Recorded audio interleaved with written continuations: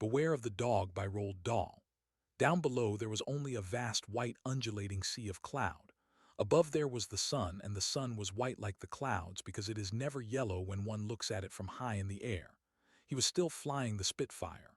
His right hand was on the stick and he was working the rudder bar with his left leg alone. It was quite easy. The machine was flying well and he knew what he was doing.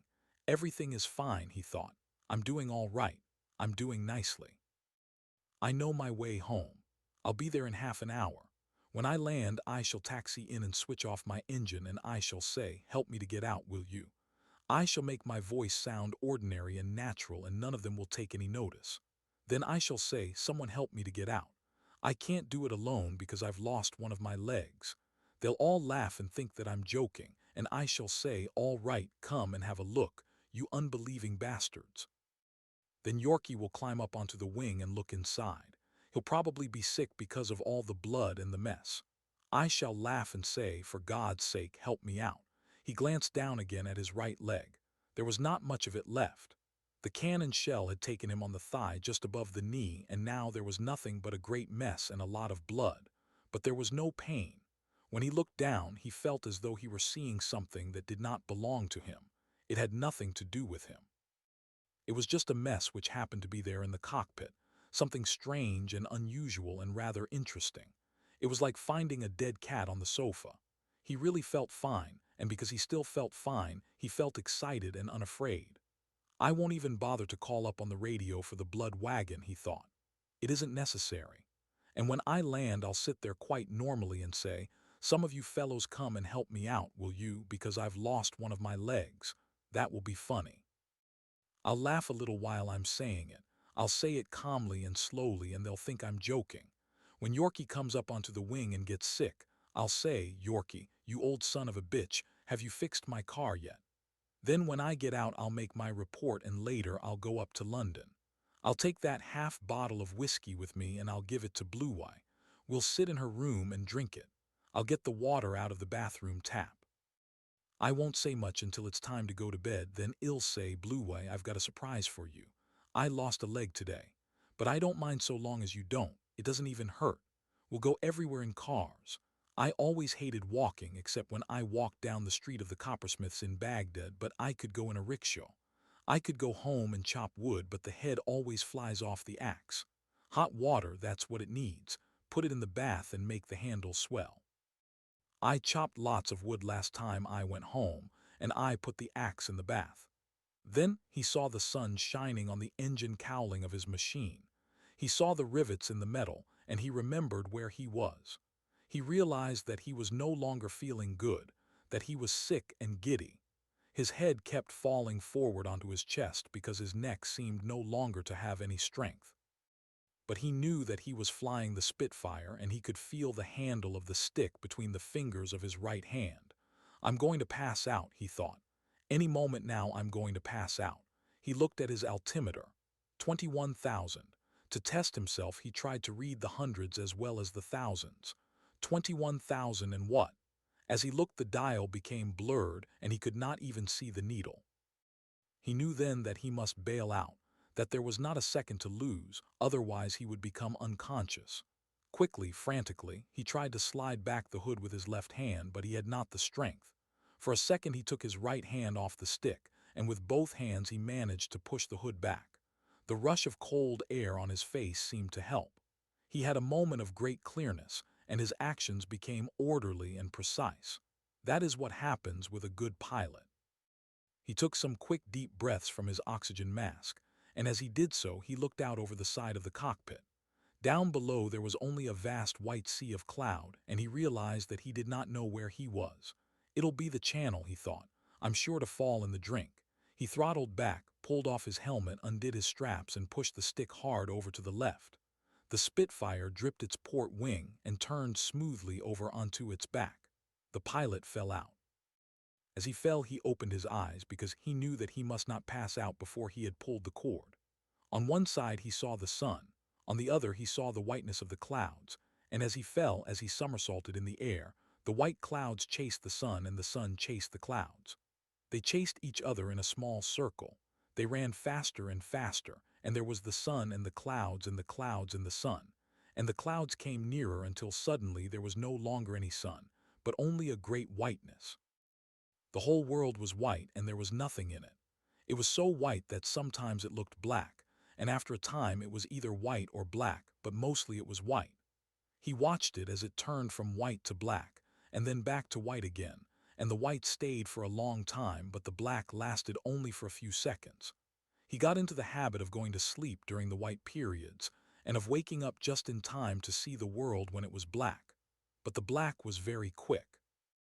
Sometimes it was only a flash, like someone switching off the light and switching it on again at once, and so whenever it was white, he dozed off. One day, when it was white, he put out a hand and he touched something. He took it between his fingers and crumpled it. For a time he lay there, idly letting the tips of his fingers play with the thing which they had touched. Then slowly he opened his eyes, looked down at his hand, and saw that he was holding something which was white. It was the edge of a sheet. He knew it was a sheet because he could see the texture of the material and the stitchings on the hem. He screwed up his eyes and opened them again quickly. This time he saw the room. He saw the bed in which he was lying. He saw the gray walls and the door and the green curtains over the window. There were some roses on the table by his bed. Then he saw the basin on the table near the roses. It was a white enamel basin, and beside it there was a small medicine glass. This is a hospital, he thought. I am in a hospital. But he could remember nothing. He lay back on his pillow, looking at the ceiling and wondering what had happened. He was gazing at the smooth grayness of the ceiling, which was so clean and gray, and then suddenly he saw a fly walking upon it. The sight of this fly, the suddenness of seeing this small black speck on a sea of gray, brushed the surface of his brain, and quickly, in that second, he remembered everything. He remembered the Spitfire, and he remembered the altimeter showing 21,000 feet. He remembered the pushing back of the hood with both hands, and he remembered the bailing out. He remembered his leg. It seemed all right now. He looked down at the end of the bed, but he could not tell. He put one hand underneath the bedclothes and felt for his knees. He found one of them, but when he felt for the other, his hand touched something which was soft and covered in bandages. Just then the door opened and a nurse came in. "Hello," she said. "So you've waked up at last." It was not good looking, but she was large and clean. She was between 30 and 40, and she had fair hair. More than that he did not notice. "Where am I?" "You're a lucky fellow. You landed in a wood near the beach. You're in Brighton. They brought you in 2 days ago, and now you're all fixed up. You look fine." "I've lost a leg," he said. "That's nothing. We'll get you another one. Now you must go to sleep. The doctor will be coming to see you in about an hour." She picked up the basin and the medicine glass and went out. But he did not sleep. He wanted to keep his eyes open because he was frightened that if he shut them again, everything would go away. He lay looking at the ceiling. The fly was still there. It was very energetic. It would run forward very fast for a few inches, then it would stop. Then it would run forward again, stop, run forward, stop, and every now and then it would take off and buzz around viciously in small circles. It always landed back in the same place on the ceiling and started running and stopping all over again. He watched it for so long that after a while it was no longer a fly, but only a black speck upon a sea of gray, and he was still watching it when the nurse opened the door and stood aside while the doctor came in. He was an army doctor, a major, and he had some last war ribbons on his chest. He was bald and small, but he had a cheerful face and kind eyes. "Well, well," he said. "So you've decided to wake up at last. How are you feeling?" "I feel all right." "That's the stuff. You'll be up and about in no time." The doctor took his wrist to feel his pulse. "By the way," he said, "some of the lads from your squadron were ringing up and asking about you. They wanted to come along and see you, but I said that they'd better wait a day or two. Told them you were all right and that they could come and see you a little later on. Just lie quiet and take it easy for a bit. Got something to read?" He glanced at the table with the roses. "No. Well, nurse will look after you. She'll get you anything you want." With that he waved his hand and went out, followed by the large, clean nurse. When they had gone, he lay back and looked at the ceiling again. The fly was still there, and as he lay watching it, he heard the noise of an airplane in the distance. He lay listening to the sound of its engines. It was a long way away. "I wonder what it is," he thought. "Let me see if I can place it." Suddenly he jerked his head sharply to one side. Anyone who has been bombed can tell the noise of a Junkers 88. They can tell most other German bombers for that matter, but especially a Junkers 88. The engines seem to sing a duet.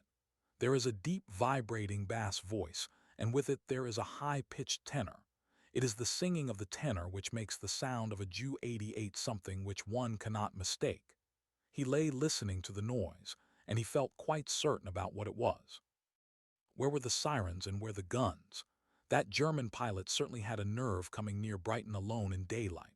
The aircraft was always far away, and soon the noise faded away into the distance. Later on there was another. This one too was far away, but there was the same deep undulating bass and the high singing tenor, and there was no mistaking it. He had heard that noise every day during the battle. He was puzzled. There was a bell on the table by the bed. He reached out his hand and rang it. He heard the noise of footsteps down the corridor and the nurse came in. "Nurse, what were those airplanes?" "I'm sure I don't know. I didn't hear them. Probably fighters or bombers. I expect they were returning from France." "Why, what's the matter?" "They were Ju 88. I'm sure they were Ju 88. I know the sound of the engines. There were two of them. What were they doing over here?" The nurse came up to the side of his bed and began to straighten out the sheets and tuck them in under the mattress. "Gracious me, what things you imagine. You mustn't worry about a thing like that. Would you like me to get you something to read?" "No, thank you." She patted his pillow and brushed back the hair from his forehead with her hand. "They never come over in daylight any longer, you know that. They were probably Lancasters or Flying Fortresses." "Nurse." "Yes. Could I have a cigarette?" "Why, certainly you can." She went out and came back almost at once with a packet of players and some matches. She handed one to him, and when he had put it in his mouth, she struck a match and lit it. "If you want me again," she said, "just ring the bell," and she went out. Once toward evening he heard the noise of another aircraft. It was far away, but even so he knew that it was a single-engine machine. But he could not place it. It was going fast, he could tell that. But it wasn't a Spit, and it wasn't a Hurricane fighter aircraft.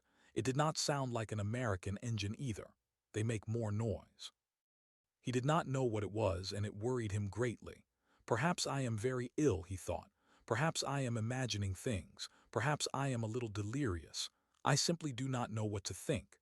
That evening the nurse came in with a basin of hot water and began to wash him. "Well," she said, "I hope you don't still think that we're being bombed." She had taken off his pajama top and was soaping his right arm with a flannel. He did not answer. She rinsed the flannel in the water, rubbed more soap on it, and began to wash his chest. "You're looking fine this evening," she said.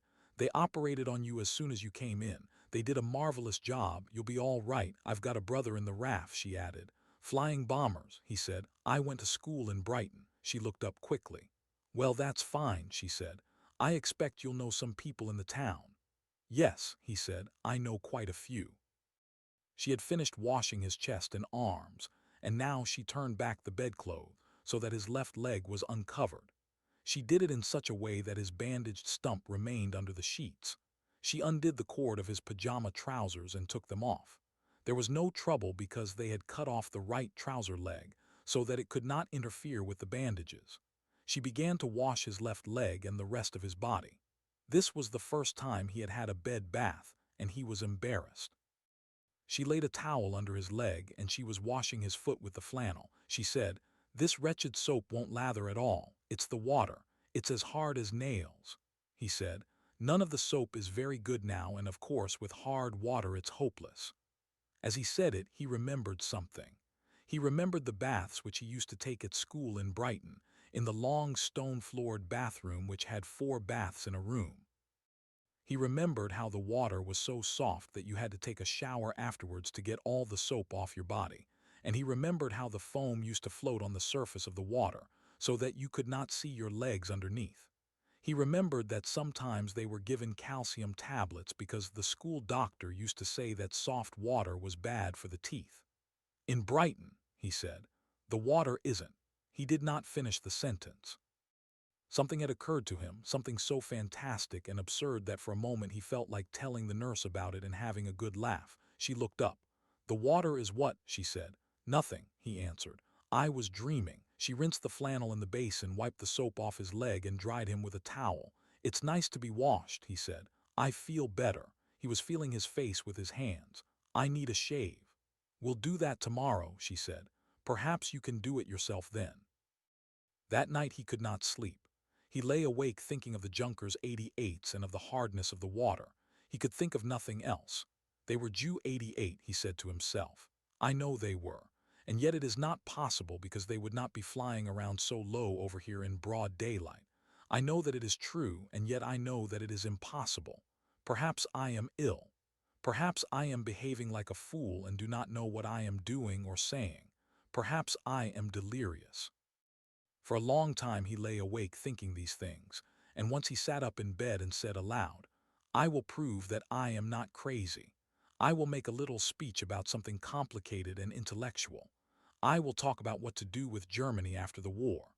But before he had time to begin, he was asleep. He woke just as the first light of day was showing through the slit in the curtains over the window. The room was still dark, but he could tell that it was already beginning to get light outside. He lay looking at the gray light which was showing through the slit in the curtain, and as he lay there he remembered the day before. He remembered the Junkers 88s and the hardness of the water. He remembered the large pleasant nurse and the kind doctor, and now the small grain of doubt took root in his mind, and it began to grow. He looked around the room. The nurse had taken the roses out the night before, and there was nothing except the table with a packet of cigarettes, a box of matches, and an ash tray. Otherwise it was bare. It was no longer warm or friendly. It was not even comfortable. It was cold and empty and very quiet. Slowly the grain of doubt grew, and with it came fear, a light dancing fear that warned but did not frighten, the kind of fear that one gets not because one is afraid, but because one feels that there is something wrong. Quickly the doubt and the fear grew so that he became restless and angry, and when he touched his forehead with his hand, he found that it was damp with sweat.